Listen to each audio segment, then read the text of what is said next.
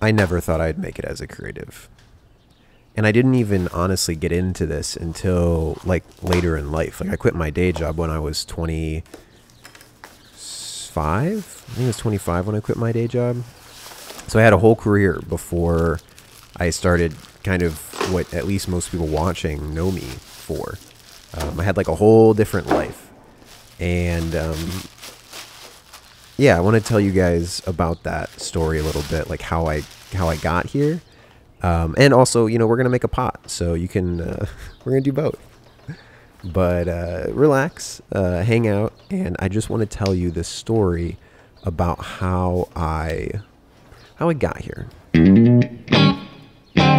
You know, when people ask when I started clay, or like when did I get into this, I feel like I have to go pretty far back. I guess high school was like the first time I kind of really touched clay, but like even way before that, you know, my parents were really both pretty supportive of the arts. I remember my dad, whenever we'd go to this like diner. We grew up in upstate New York, at least my early childhood. And there was this diner. I don't remember. I think it was Jim's Diner. Man, I'm trying to remember a lot of stuff. But they had these like placemats where they were like paper placemats and you could draw on them. And whenever we would go, my sister and I would always ask my dad to like draw a different animal. And we'd often ask a lot for him to like draw an elephant. I don't know why, but we liked that. Yeah, my dad was a good, like, artistic and talented. And my mom as well. Like, both my parents, very artistic and talented. But yeah, like I first touched clay in high school. And I basically, like, kind of anything I do, got really obsessed with it. I'd have my dad drive me to school at like 5:30 in the morning. I don't know, it was really early, before school started, so I could show up when my art teacher did, just so I could like have more time in the art studio to like do my stuff, like work with clay. Or I also did a lot of jewelry in high school, like jewelry making. I basically spent as much time there that I could, and there was something just really like resonated with me about taking an idea in your head and like realizing it into an object you can hold. I don't know, it's just a big draw for me, and I think that's why I loved it so much. But you know, it was like senior year and it was time to kind of like head off to college, and I truthfully wasn't brave enough, or I just didn't believe in myself enough. I didn't believe in myself enough to actually like do an art school. Like I thought like, oh, there's no way I could make any money at an art school. And my parents were really supportive, which kind of made it so much worse, because it wasn't like, they were so cool and so supportive. They were like, yeah, we'd support, you know, wherever you want to go to school. And I felt like, and they also kind of, you know, sacrificed a lot to make sure they saved enough money for my sister and I to pay for most of, if not all of school, like depending on where we went. So I felt like I had this incredible gift, and I didn't want to like blow it. And I was like, oh, I don't know if I could do it in art school. You know, I felt like that wasn't, I don't know. I felt like I wouldn't be responsible, even though I know they would have been supportive of it. Like I know for sure that they would have, but I got into the U of I engineering program, and it was like, you know, compared to some schools, a lot cheaper, in-state tuition. And I was like, engineering school, like, oh, I'd probably get a good job. So I just did that. Like I went to U of I, and I got an engineering degree. And I kind of told myself that like no matter what, I could always do my creative hobbies. I thought like, oh, maybe I'd take some art classes in college. Didn't take a single art class. I was pretty miserable in college, honestly. I think, I don't know, it just wasn't, I just didn't quite fit in there. Like it wasn't the place for me. But I mean, I graduated. I think I graduated with like a 3.3 or a 3.4.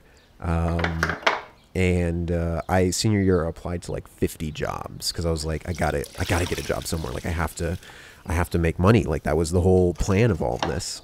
I got one job offer, so it made it really easy to say yes. Like there was no decision. It was just the one place that said yes. But the one place that offered me a job was out in Hawaii.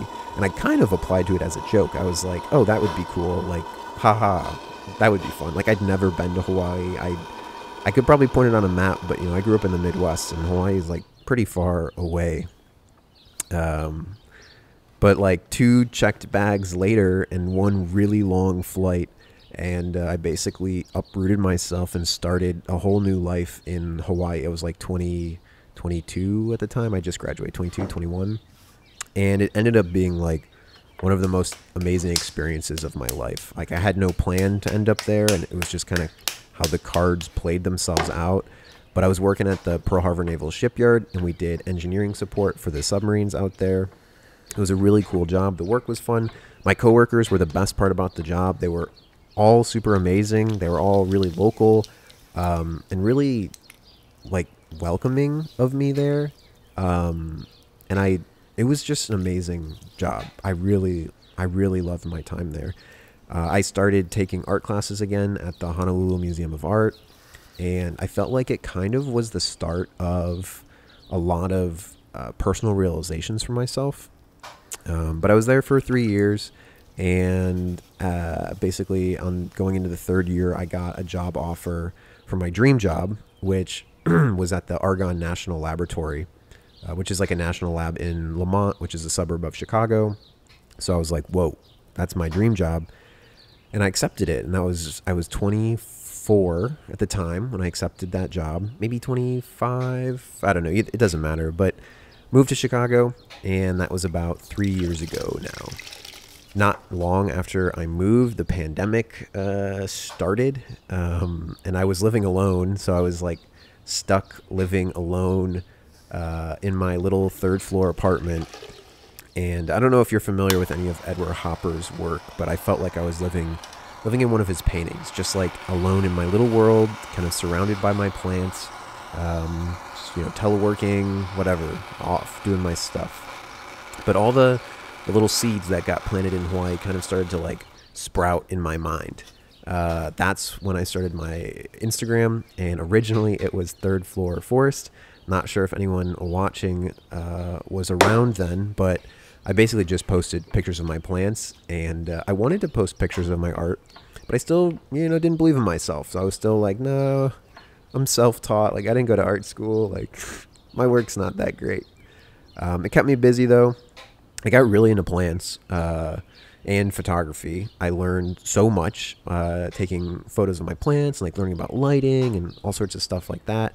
And I was so bored, like so stuck at home, that I basically was like, oh, I'll do this Instagram thing. So I was like really consistent about posting Instagram, and I started doing photos of my apartment, of my plants, occasionally a little like maybe story of my artwork, basically just kind of documenting stuff that brought me joy. And at the time, like, I didn't really care much about TikTok. It was kind of like just becoming a thing. So I'd kind of just post like whatever on TikTok. TikTok felt like the place I could like mess around. It wasn't as serious as Instagram. At least in my head, it all's kind of the same, but whatever. And I started posting my pottery on TikTok because I didn't really care about it. And one day I got like 20K followers, which was like totally crazy. And I was like, what is happening? And then the next day I got 100K followers. And then the day after that, I got 200K followers. And then like another 200K, or like another 100K. And I basically like didn't sleep. It was like I would just like sit and refresh. Like, oh my God, like when is it going to stop? Because it kind of felt like winning the lottery. Like, I've never won the lottery, but I imagine it's like really exciting and you're like, whoa. But like, I didn't know when it was going to stop, because it was like, it didn't happen all at once. It was like every day I'd get like 100, 200K new followers. And I was like, oh my God, when is this going to stop? And it was like a mix of very grateful for, however far it went, but also still very hopeful that it would keep going, which was a mix of emotions. And since I was not really sleeping well because I was so excited, it like added to the weirdness of the whole situation. But about a week later, I had 1.3 million followers on TikTok.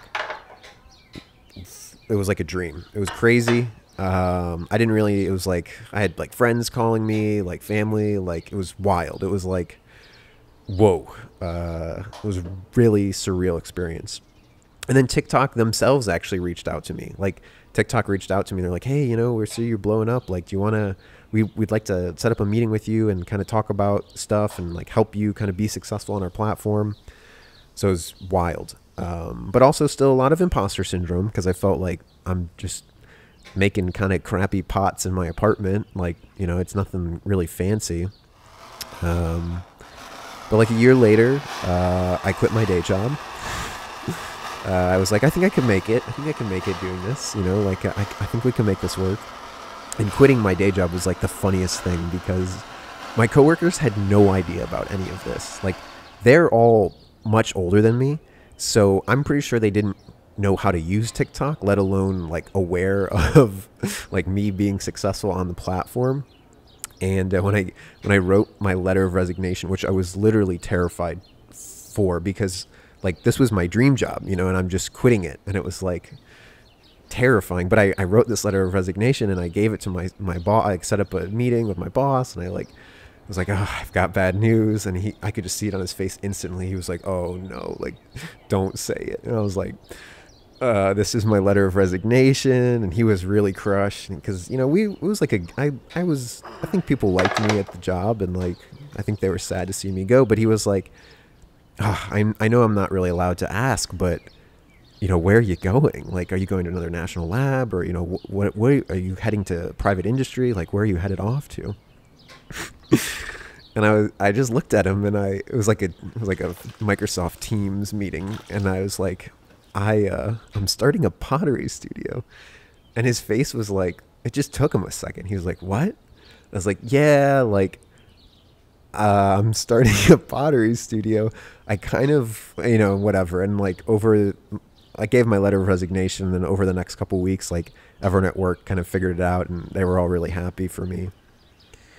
But that was about, let's see, a year and a little bit ago. I think I went full-time April Fool's Day. Actually, yeah, I forgot about that. I made my last day at work April Fool's Day because it kind of worked out it was like 2.5, it was like 3 weeks notice.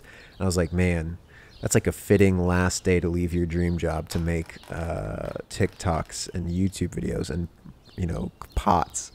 So that was April. Okay, so it's just over a year. Yeah, sorry, I'm like doing the math in my head. A year and a couple months. But it's been good. I don't regret it. And now we're working on opening a teaching studio. So, you know, I think it's going okay, and I don't regret anything. I do sometimes think, though, you know, back when I, in high school, picked the engineering route as opposed to just like the art route. And I think about that sometimes, like, oh, would my life... Because I feel like I don't want to say wasted time, but it's like, oh man, I feel like it really takes a lot of time to kind of develop your artistic identity, and I feel a little late to that game. But on the other hand, I was able to do it because I was financially stable from my engineering job to switch into it. So it's kind of like, I don't know. I think it worked out, you know, and maybe everything worked out how it's supposed to, and this is the way it was, the cards were kind of supposed to fall. But yeah, anyways, that's the story of how I got into this, and kind of the life I had before I started documenting any of it. And we made a nice pot, and I'm actually really proud of this pot. It's like each was 10 pounds. It's a 30-pound vessel, and it's actually pretty thin. So this is way more fun. I like doing this. I like making pots. I know I said I left my dream job, but I got a better dream. This is way cooler. Thank you for watching, and I hope you have a good day. Goodbye.